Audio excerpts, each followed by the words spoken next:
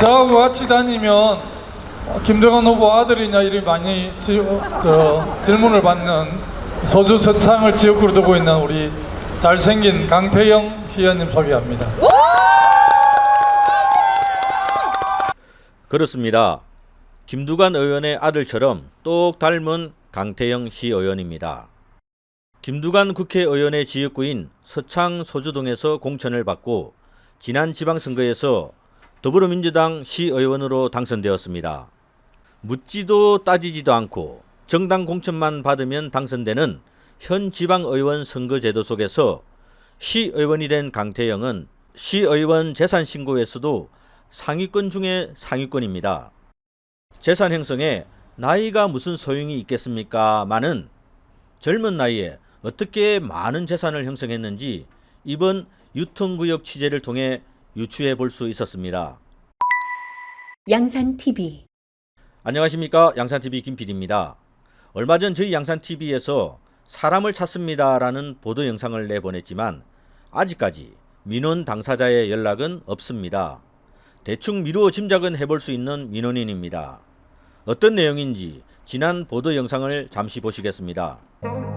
그로부터 일주일 후인 2022년 12월 2일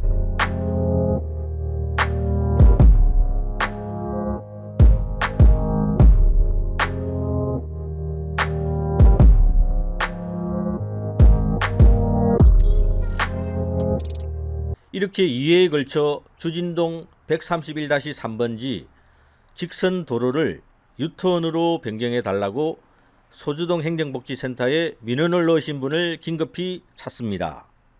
민원인 또는 민원인을 아시는 분은 저희 양산TV로 연락 주시면 감사하겠습니다. 2023년 어느 날 웅상도서관 입구 대로에 갑자기 직선 도로가 유턴으로 변경되었습니다.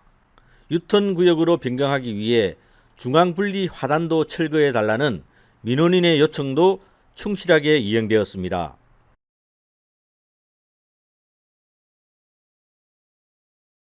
제보를 해주신 많은 웅상 주민들께서는 한결같은 의문을 가지고 있었습니다.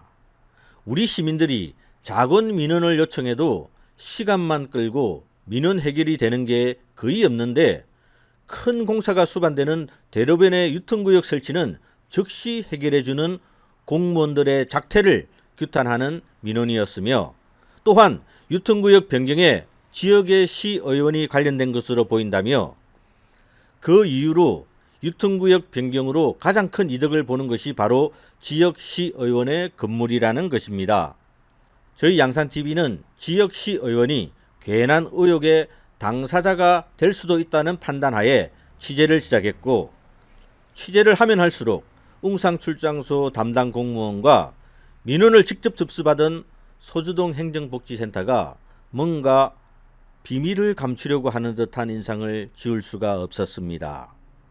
따라서 이 모든 비밀의 핵심인 민원인을 찾고자 최종 수혜자라는 의혹을 받고 있는 더불어민주당 서창 소주동 지역구 강태영 시의원에게 공문을 보냈고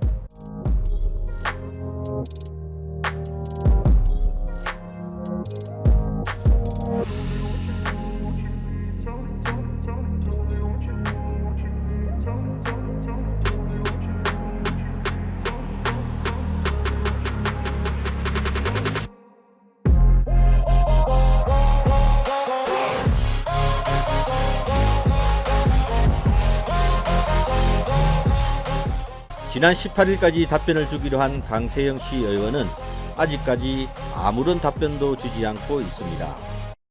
따라서 저희 양산TV는 모든 취재가 끝난 과정에 마지막 퍼즐을 맞추기 위해 당시 민원을 넣으신 분을 긴급히 찾고 있습니다. 양산TV. 당시 저희 양산TV로 유턴구역 설치 관련 제보가 여러 번 접수되었습니다.